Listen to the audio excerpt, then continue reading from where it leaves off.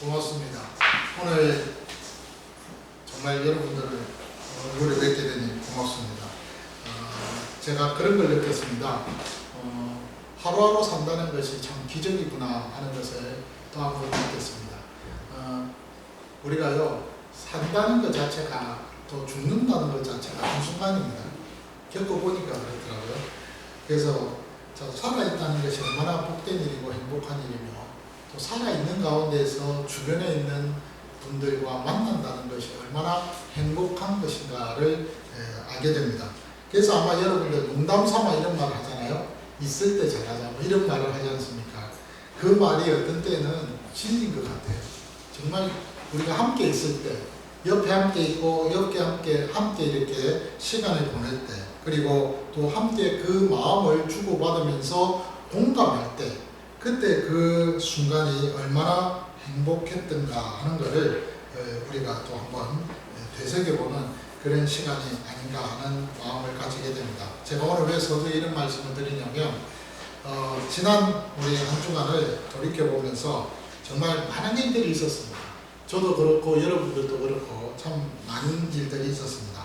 그리고 제가 해보니까, 지난 주간에 해보니까 하루 이틀이요, 긴 시간이더라고요. 예, 긴 시간이더라고요. 그 시간이 뭐 정말 짧은 시간은 아니에요. 근데 그 많은 긴 시간 속에서 수많은 일을 할 수 있다는 것이 정말 놀라웠다 하는 것을 제가 좀 느끼게 되어졌습니다. 그래서 여러분들에게 서두에 이 말씀을 전합니다. 근데 오늘 이 말씀을 제가 전하면서 오늘 바울의 이야기를 좀 해보면서 제가 여러분들에게 지난 시간에도 계속해서 말씀을 드렸지만, 정말 우리가 신앙생활에 있어서 주관적인 부분도 있고 객관적인 부분도 있다고 말씀드렸잖아요. 예수 그리스도께서 십자가에 달려 죽으셨고 3일 만에 부활하셨다. 그리고 우리를 위해서 죽으신 그 이유로 인하여서 우리는 구원을 받았다 하는 그 자체는요, 객관적인 사실입니다. 그건 엄연한 객관적입니다. 역사적인 사실이고 그거는 부인할 수 없는 역사적인 사실입니다. 그런데 그 역사적인 사실, 객관적인 그 일들을 우리가 받아들여서 믿고 느끼고 그 부분에 대해서 맞다라고 인정을 하면서 내가 그러면 어떻게 살아야 되겠지라고 그렇게 우리 자신들이 마음속에 결심하는 그 순간부터는 주관적인 신앙 고백이 되는 것이죠. 그래서 제가 지난주에 말씀드리기를, 신앙은 객관적이지만 또한 주관적인 부분도 있음을 제가 여러분들에게 말씀을 드리면서, 객관적인 부분과 주관적인 이 부분들을 잘 조화를 이루어서 우리의 신앙을 더욱더 주님 앞에서 세워나가는 일에 힘을 써야 되지 않나 하는 부분을 제가 말씀을 드렸었더라고요. 근데 오늘은요, 그와 함께 우리가요, 사도 바울이 사용했던 그 몇 가지의 단어들 중에 두 가지의 단어를 통해서 좀 생각을 해보려고 합니다. 그 사도 바울이 참 자주 사용하는 단어들이 있습니다. 그리고 그 단어들 가운데서는요, 전치사도 있습니다. 그 두 가지 전치사가 뭐냐면, 안이라는 전치사와 함께라는 이 전치사입니다. 이 두 단어가 바울이 가장 많이 사용했습니다. 물론 믿음으로 말미암아라고, 신실함으로 말미암아 이런 말로 이렇게 많은 단어들을, 그리고 주 예수 그리스도, 예수 그리스도, 그리스도 예수 이런 단어들을 참 많이 사용을 했지만, 그러나 그 가운데에서도 뭐뭐 안에, 뭐뭐와 함께라는 이 전치사에 이 준하는 이 두 단어를 아마 바울은 굉장히 많이 사용했지 않았나 하는 생각을 해보게 됩니다. 뭐뭐 안에라는 이 말은 다른 이야기로 말하면 말 그대로 그 안에 있다는 것입니다. 밀접한 관계에 있죠. 그 다음에 뭐뭐와 함께라고 했을 때 이 함께는 오늘 본문의 6절에서 보면은요, 그리스도 예수 안에서 함께 하늘에 앉히사라는 그 단어를 통하여서 우리가 살펴볼 수가 있습니다. 6절에 보니까 함께 일으키사, 그 다음에 함께 하늘에 앉히사라고 했습니다. 이 함께라는 이 전치사는요, 순이라는 단어입니다. 그래서 이제 그 순이라는 이 단어를 사용을 많이 하는데, 순과 함께 뒤에 동사나 명사를 붙여서 함께 일으키고 함께 앉히고 함께 구원하고 이렇게 한 원어로서 이렇게 표현하는 그런 경우들을 바울에게서 자주 보게 되어집니다. 이 두 단어, 이것은요, 우리와 그리스도의 관계를 설명해주는 단어입니다. 성경 어느 곳에든지 이 단어들은 참 자주 발견이 되어집니다. 특별히 로마서 6장에 보면 이 단어를 바울이 설명함에 있어서 아주 쉽게 설명하고 있는 것을 보게 됩니다. 로마서 6장에 보면 5절에 만일 우리가 그의 죽으심과 같은 모양으로 연합한 자가 되었으면 또한 그의 부활과 같은 모양으로 연합한 자가 된다라는 말을 하고 있어요. 이 연합이라는 이 단어를 사용하고 있다는 것이에요. 뭐뭐 안에 있다, 그 다음 뭐뭐와 함께 있다 라고 했을 때 이 두 단어를 이 바울은요, 로마서 6장에서 연합이라는 단어로, 한 단어로 표현을 하고 있습니다. 그래서 바울이 그 연합이라는 이 단어를 썼을 때 이 단어에 대해서 설명을 하고 이해하기 쉽게 우리에게 알려준 사람이 칼빈이라는 사람입니다. 이 칼빈이라는 사람이 신비한 연합이라는 그 표현을 통해서 이 하나됨에 대해서 강조를 했습니다. 그래서 오늘 여러분, 이 연합이라는 이 단어 자체가요, 굉장히 중요합니다. 이 연합은요, 우리 자신들이 잘 아는 대로 일심동체라는 말입니다. 일심동체. 연합이라는 단어 자체가 그거예요. 일심동체. 일심동체가 한자로 뭡니까? 마음은 하나고 또 동체는 뭐예요? 몸이 같다라는 뜻이죠. 하나라는 뜻이 아닙니다. 같은 동이에요. 마음이 하나고 몸이 같다라는 뜻입니다.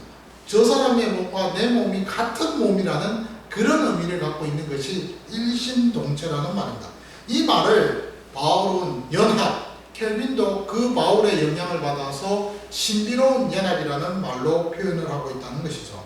이 단어를 우리가 이해하려고 하면요, 사실 우리가 지금 가장 잘 알고 있는 그 제도 중에서 하나가 결혼입니다. 결혼이라는 제도를 가지고 우리는 생각을 해볼 수가 있습니다. 창세기 2장 24절에 보면요, 거기에 어떤 말씀이 있냐면, 이러므로 남자가 부모를 떠나 그의 아내와 합하여 둘이 한 몸을 이룰지로다 라는 말씀이 있습니다.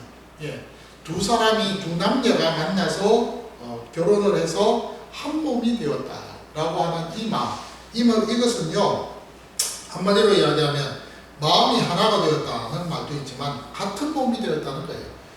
내 아내의 몸이 내 몸이고 내가 그 아내의 몸이 되어졌다 하는 그런 말입니다. 이것은 결혼을 해본 분들만 알 수 있는 아주 신비로운 그런 어떤 모습들 아니겠어요? 결혼을 해봐야 아는가? 저 사람이 내 마음을 알고 내가 저 사람의 마음을 안다. 그럼 결혼을 해봐야 되는 거예요. 마태복음 19장의 5절에 보니까 거기에 예수님 하시는 말씀이, 그러므로 사람이 그 부모를 떠나서 아내에게 합하여 그 둘이 한 몸이 될지니라. 사실은 마태복음에 있는 이 예수님의 말씀을 가지고 또 메시지를 전한다면 여러분 좀 결혼에 대한 이야기를 새롭게 한다면 이런 거예요. 여기 예수님 하신 말씀이 사람이 그 부모를 떠나서 아내에게 합하여라고 했습니다. 이 사람이라는 말이 안트로포스라는 헬라어인데요, 이것이 히브리어는 아담이라는 뜻입니다. 그러니까 아담이라는 그 뜻은 남자라는 뜻이에요. 남자가 부모를 떠나서 아내에게 가서 몸이 합했다. 요즘 어떻습니까? 옛날에 우리 유교적인 그런 어떤 상식으로, 생각으로, 관습으로 생각한다면 보통 보면은 어떻게 이야기합니까? 여자들이 남자에게 오는 거잖아요. 근데 성경은 거꾸로 이야기합니다. 남자가 여자에게 가는 거예요.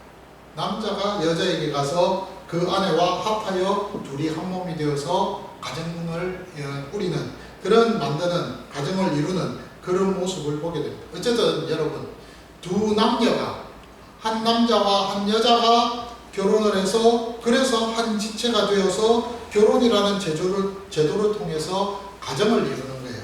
그래서 생각이 하나가 됩니다. 그리고 그 몸이 같은 몸이 되어진다는 그런 말입니다.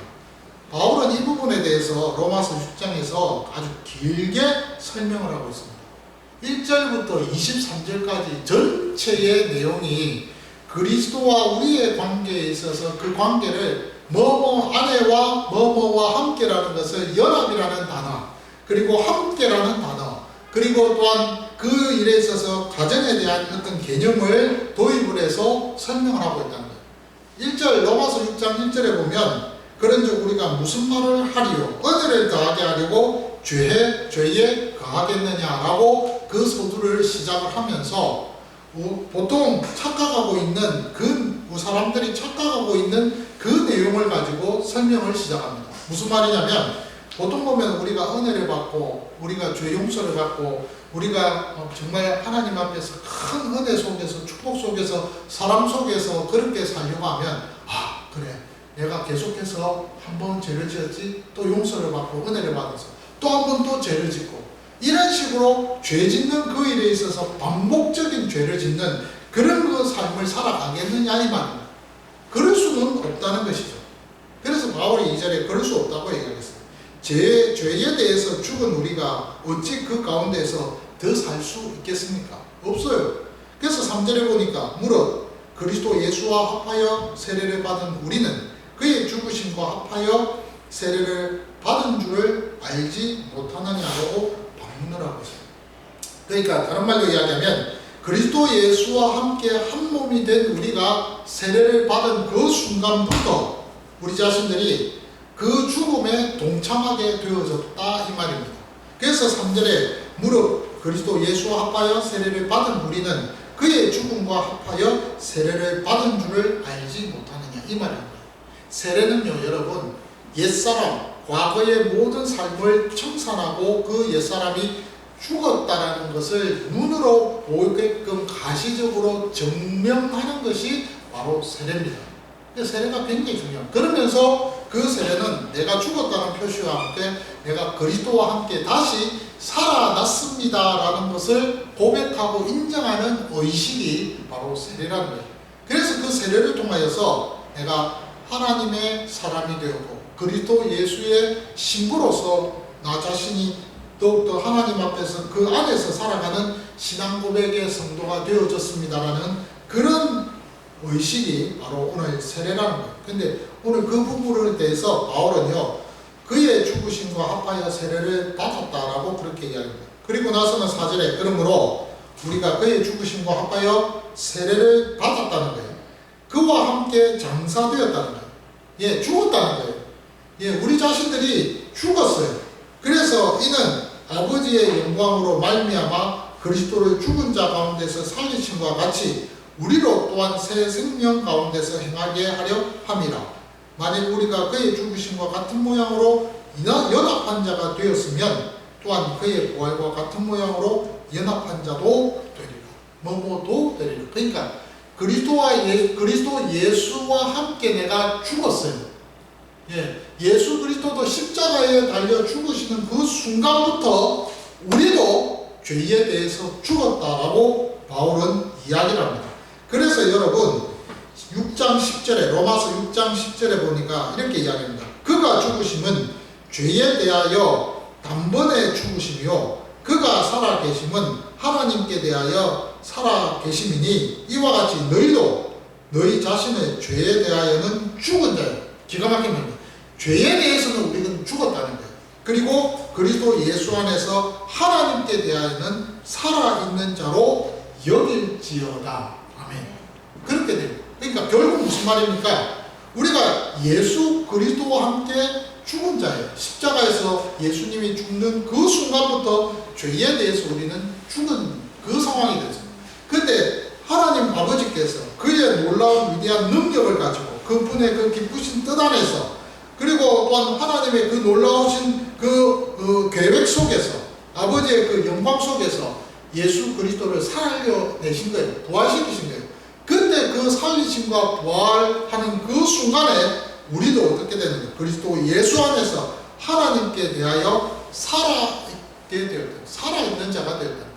영원한 생명이 내 속에 거함으로 들어오심으로 우리가 죽었던 우리의 영이 살았다 이 말입니다. 그 말을 바울이 지금 하고 있는 거예요. 그러면서 6장 12절에서 그러므로 너희는 죄가 너희 죽을 몸을 지배하지 못하게 하여 몸의 사욕에 순종하지 말고 라고 그렇게 권면을 하고 있는 것입니다. 그러니까 결국은 무슨 말이냐면 저와 여러분들이 하나님 앞에서 지금 바울이 강조하고 있는 것은 그거예요. 하나님의 기쁘신 뜻 안에서 우리가 부르심을 받고 선택을 받아서 정말 이미 우리가 그리스도 예수 안에 또 함께 있다는 이 사실을 믿는 순간부터 바울이 강조한 대로 우리 자신들은요 하나님 앞에서 연합된 자가 되어졌다.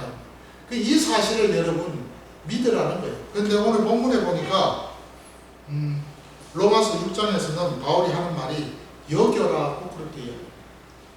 그렇게 너희들이 생각하고 있으라는 거예요. 제가 이 부분에 대해서 묵상을 하면서 좀 어떤 생각을 했느냐면 여러분 이 여겨라라는 이 단어가요 굉장한 단어입니다. 로기조마이라는 이 단어인데요. 이 여겨라라는 이 단어가 엄청난 의미를 가지고 있습니다. 이 쉽게 제가 여러분들에게 좀 설명을 하고 싶은데 그 쉽게 설명하려고 하는 그 예가 생각이 안 나더라고요. 근데 뭐 그래도 한번 여러분들에게 말씀을 좀 드려볼게요. 여겨라. 자 여러분 이 여겨라라는 이 단어가 영어로 말하면 think입니다. 생각하라는 거예요. 마음에 간주해라 그것을. 간주하고 그것을 여기고 그것을 생각하고 그것에 대해서 맞다라고 인정해라. 이 정도의 의미입니다. 로기조마이라는 뜻이. 근데 여러분 한번 생각을 해보세요. 결혼을 했어요. 남자와 여자가 결혼했어요. 결혼하기 전에는요. 뭐 집을 간다든지 어디를 간다든지 하면은 어디로 갑니까? 집을 갈 때는 부모님이 계시는 집으로 갑니다. 그죠? 근데 결혼을 하고 나면 부모님이 계시는 집으로 안 가고 가지 않고 어디로 가죠? 아내가 있는 아니면 남편이 있는 그 집으로 갑니다. 왜 갈까요? 본인이 결혼을 했다라고 뭐 하기 때문에 생각하고 있기 때문입니다. 그렇죠? 맞잖아요. 예, 생각하고 있는 거, 아, 결혼했지. 결혼을 안 했으면 나에게 아내가 없다고 생각하면, 나에게 남편이 없다고 생각하면 여러분들의 행동이 어떨까요? 아내를 생각하면서 조심할까요? 안 합니다. 남편을 생각하면서 조심할까요? 안 합니다. 그거는 있을 수 없는 일이잖아요. 그러니까 결국은 뭐냐면은 내가 내 옆에 아내가 있고 내 옆에 남편이 있다는 것을 생각하고 그것에 대해서 기억을 하고 있으면 말이나 행동이나 모든 면에서 조심되어지고 그 상대방을 배려하면서 생각하면서 행동과 말이 이어진다는 거예요. 또 하나 예를 들게요. 여러분 직장 생활을 하면서 제가 좋은 예를 하나 또 좀 드릴게요. 이거는 저의 예인데요. 제가 매직에서 일을 합니다. SK 매직. 근데 요번에 또 쿠쿠라는 또 정수기에 또 입사를 했습니다. 예, 두 곳을 지금 이제 열심히 일을 합니다. 제가요, 처음에는 헷갈렸습니다. 의식적으로 마음의 생각을 합니다. 전화기가 두 대가 있는데, 한 전화기는 SK 매직 고객이고, 한 전화기는 쿠쿠 고객입니다. 그런데 전화를 하는데 쿠쿠 고객한테 제가 안녕하세요. 예, 고객님 저 SK 매직 이렇게 나오는 거예요. 나도 모르게 의식적으로 그렇게 생각을 하면서 내가 지금 쿠쿠의 고객한테 전화를 하고 있어 라고 생각을 하는데 말은 SK 매직 이렇게. 그래서 맞다. 저 참 이직했죠. 죄송합니다. 쿠쿠입니다. 이렇게 별거 아닌 것 같아도 제가 그런 거. 그러니까 그건 무슨 말이에요? 내 마음속에 그렇게 생각을 해야 되는데 입은 글이 안 나오더라고요. 그걸 보면서 내가 뭘 느꼈느냐면 그거구나. 내가 지금까지 신앙생활을 해오면서 내가 목사라는 것도 마찬가지입니다. 목사 이전에는 목사라는 생각을 안 했어요. 그런데 목사 안수를 받고 나서는 의식적으로 난 목사지 라고 생각을 하기 시작하는 거예요. 그거예요. 여러분 우리가 예수를 믿는 그 순간부터 오늘 성경에 바울이 하는 말이 로마서 6장에서 하는 말입니다. 야, 너희들 죄에 대해서는 죽었다. 그것이 지금 우리가 눈으로 확인이 안 되고 표시가 나지 않는 일이지만 내가 너희들에게 가르쳐주고 있지 않느냐. 죄에 대해서는 너희들이 죽었어. 이제 완전히 죄와는 아무 상관이 없어 라고 그렇게 선언을 하면서 그리스도 예수 안에서 하나님께 대해서 너희들은 지금 살아있는 자야 라고 그럴 그 사실에 대해서 너희들이 생각을 하고 있어야 돼. 그걸 기억을 하고 잊어버리면 안 돼. 라고 그렇게 지금 바울은 우리에게 가르쳐 주고 있는 거예요. 여길지니라 이 말이 그런 의미예요. 근데 우리가 그것을 생각하고 있지 않고 그냥 마음대로 살아갈 때 그때 문제가 생기는 거라는 거예요. 그때. 그래서 여러분 구약 성경에서 창세기부터 말라기까지 여러분 읽어보십시오. 제가 지금 드리는 이 말을 염두에 두고 여러분들이 창세기부터 말라기까지 읽어보시면 재밌는 것이 있습니다. 여호와 하나님께서 이스라엘 백성들을 선택을 하셨어요. 이스라엘 백성들을 선택할 때 제일 처음 누구를 선택했냐면 창세기 12장에 아브라함부터 시작합니다. 아브라함을 하나님께서 갈대아 우르라는 곳에서 선택해서 끄집어냈습니다. 그래서 너의 본토 친척 아비 집을 떠나 내가 네게 지시하시는 땅으로 가라! 또 그렇게 명령을 하신 그때 이후로부터 시작해서 아브라함은요 선택을 받아서 계속해서 유랑 생활을 하면서 여호와 하나님과 동행을 했어요. 근데 그 여호와 하나님과 동행하는 가운데에서 아브라함, 이삭, 야곱이라는 그 3세대가 이제 그 삶이 펼쳐지게 되고 출애굽이라는 그 성경에서는요 430년 동안 그 12지파가 만들어져서 큰 민족을 이루는 놀라운 역사를 맛보게 됩니다. 그러니까 아브라함이라는 한 사람이 하나님께 선택을 받아서 출애굽기에서는 430년이라는 그 시간의 흐름 속에서 큰 민족을 하나님께서 만들어서 이스라엘이라는 명칭을 야곱이라는 이름을 계명시키면서 붙여주신 거예요. 그러면서 이스라엘이라는 나라가 됐어요. 그러면서 그 이스라엘이라는 나라가 지금까지 이어오는데 그때마다 여호와 하나님께서 아브라함과 이삭과 야곱과 그 이스라엘 민족들에게 하시는 말씀이 있어요. 그 말씀이 뭐냐면 너희들은 내가 선택을 한 민족이다. 내가 너를 선택한 하나님이라는 사실을 기억해라. 생각해라. 계속해서 주지를 시킵니다. 그러면서 내 말 들어라. 내 말 들어야 너희들이 산다. 라고 그렇게 여호와 하나님께서 이스라엘 백성들에게 가르쳐주고 계세요. 그 가르쳐주는 그 내용이 구약의 그 내용의 39번의 내용이라는 거예요. 아시겠어요? 그러니까 여러분 우리의 신앙생활도 마찬가지예요. 우리의 신앙생활도 바울이 지금 하는 말이 뭐냐면 봐라 너희들은 죄에 대해서 완전히 죽었다. 너희들은 이제는 하나님께 대해서 그리스도 예수 안에서 살아있는 자라는 것을 너희들이 진짜 믿고 알고 생각하고 그걸 항상 마음에 염두에 두어라 여겨라 라고 그렇게 지금 바울이 가르쳐 주는 겁니다. 로마서에서 6장에서 그렇게 말씀을 가르쳐 주는 거예요. 그것을 에베소서 2장의 오늘 본문에 이 본문의 4절에서 6절까지 그리스도 예수 안에서 너희가 살리심을 받았고 그리스도 예수와 함께 너희들이 하늘에 앉혔고 라는 살리심을 받았고 이런 표현으로 한마디로 우리에게 가르쳐주고 있는 것이죠. 그러니까 바울은요 우리에게 지금 여러 가지 말들을 하는 것이 아니라는 것입니다. 내 삶에 있어서 하나님께서 우리에게 주시는 이 놀라운 은혜 내가 우선이 아니라는 거죠. 그래서 우리 인생에 있어서 뭐뭐와 함께 뭐뭐와 안에 우리가 살아가는 우리의 신앙생활은 이제 그 고백이 어떤 신앙 고백이 되어야 됩니까?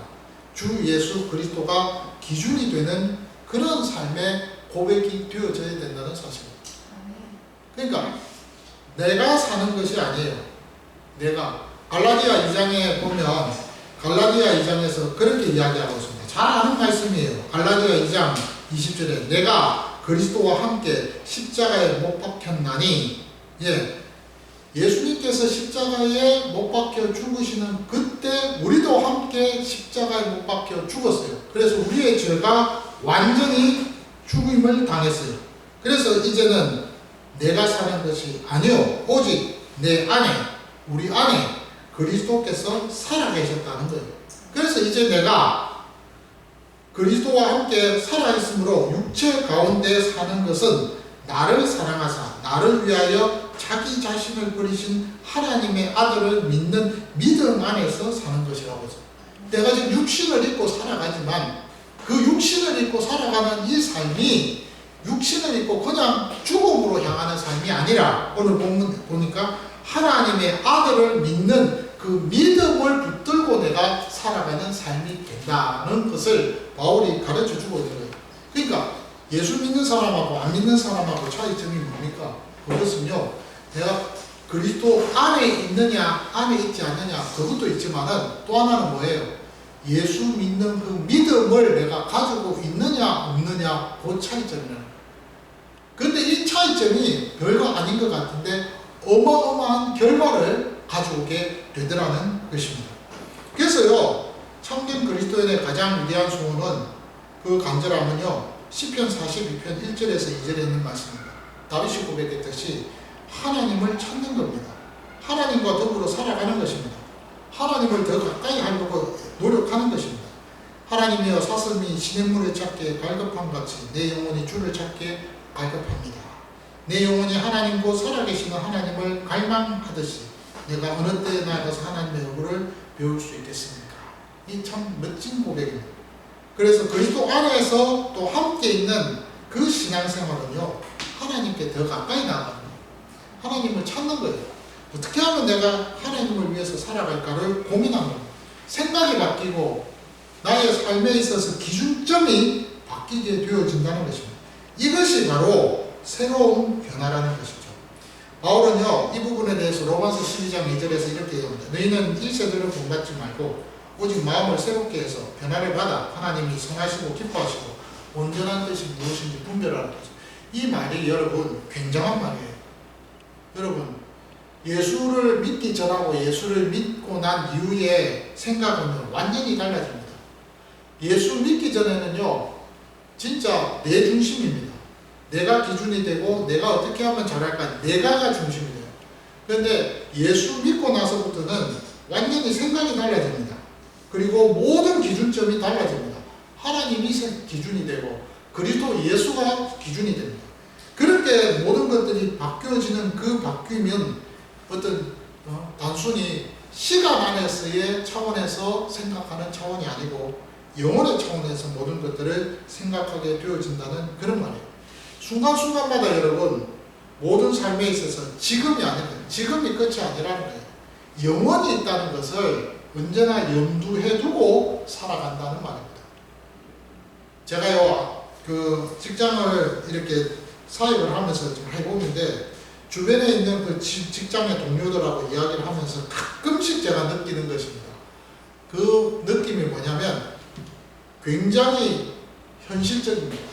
현실적이라는 것은 제가 그 부분에 대해서 왜 저럴까, 내가 어떤 그 부분에 대해서 부정적으로 좀 안 좋게 생각 안 합니다. 저는 맞아요. 현실적이 되어야 됩니다.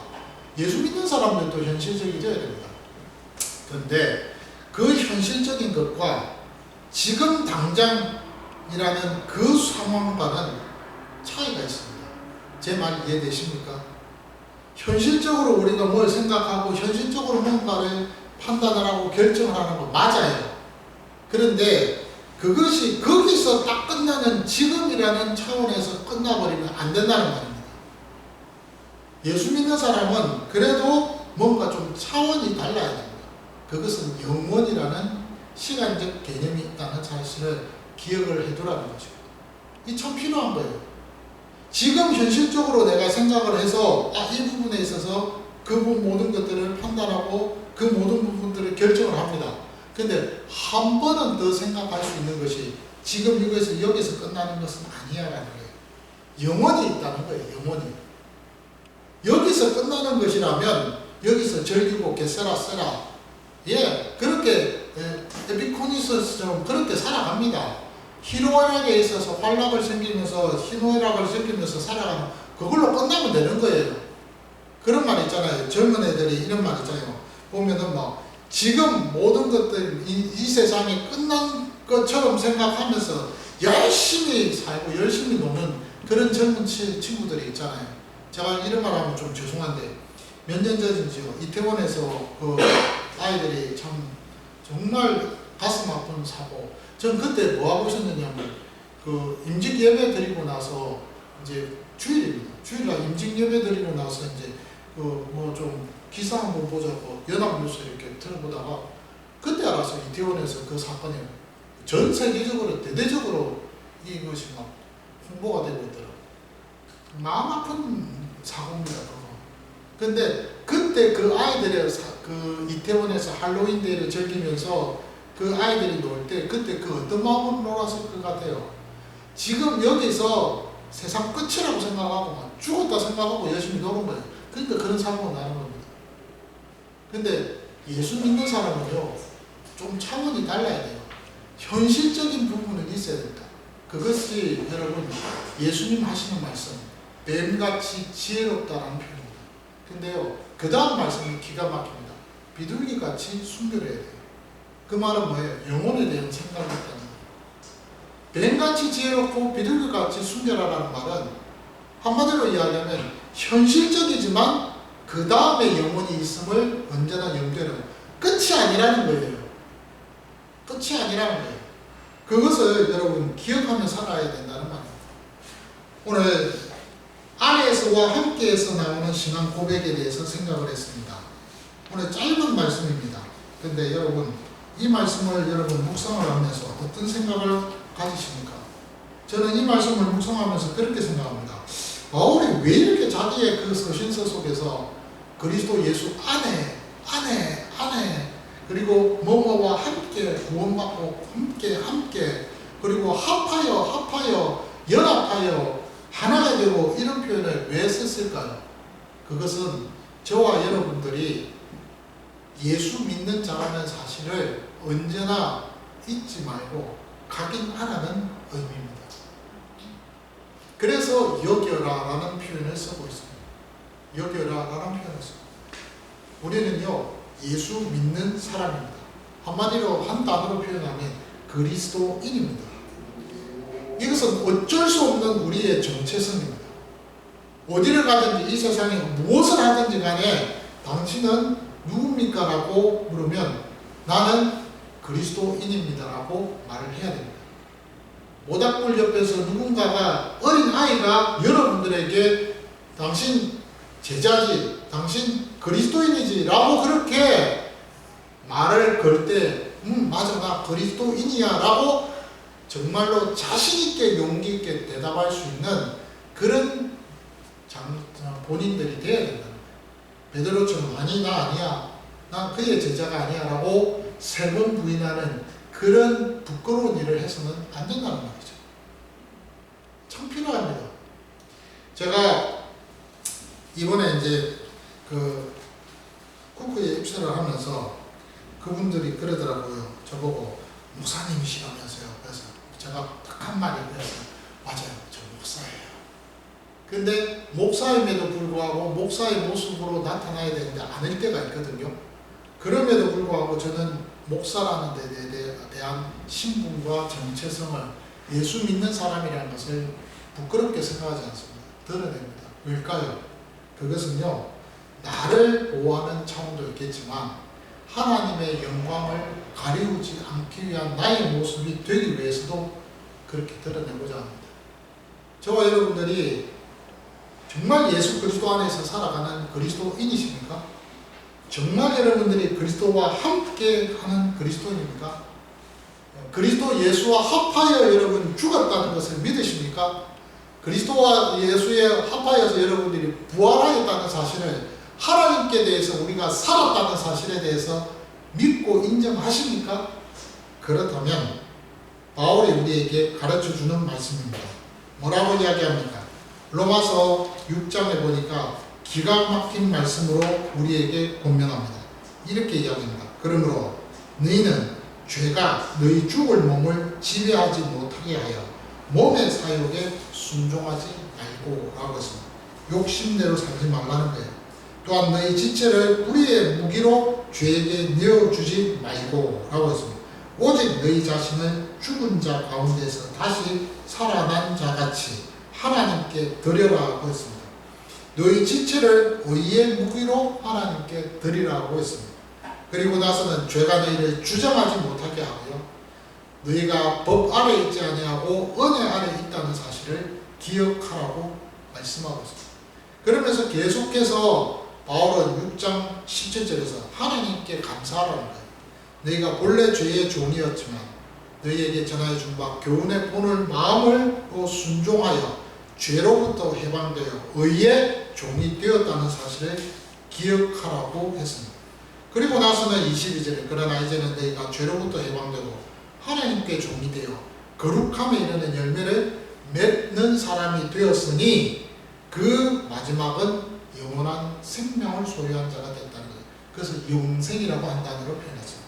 그리고 나서는 6장 23절에 죄의 삭성 사망이요 하나님의 은사는 그리스도 예수 우리 주 안에 있는 영원한 생명이다. 영생이라고 했습니다. 여기 영생이라는 이 단어 자체가요, 여러분 헬라어에서는 두 단어입니다. 영원한 생명이라는 뜻입니다. 우리는요 영원한 생명을 가진 자들입니다. 우리 속에 영원한 생명이 있습니다. 그 사실을 여러분 기억한다면 우리의 삶이요 하나님 앞에서 조금 힘들고 불편하고 좀 우리에게 곤란함이 있다 하더라도 그 영원한 생명이 내 속에 있기에 우리 자신들이 영원한 생명에 대한 그 주체를 소망하면서 하나님 나라를 소망하면서 우리가 믿음으로 더욱더 이 땅에서 두렵고 떨리는 마음으로 우리의 구원을 이루어 나가는 그 일에 힘을 쓰지 않을까 생각합니다. 이런 주인공들 되시기를 주님의 이름으로 축원합니다. 네. 감사합니다.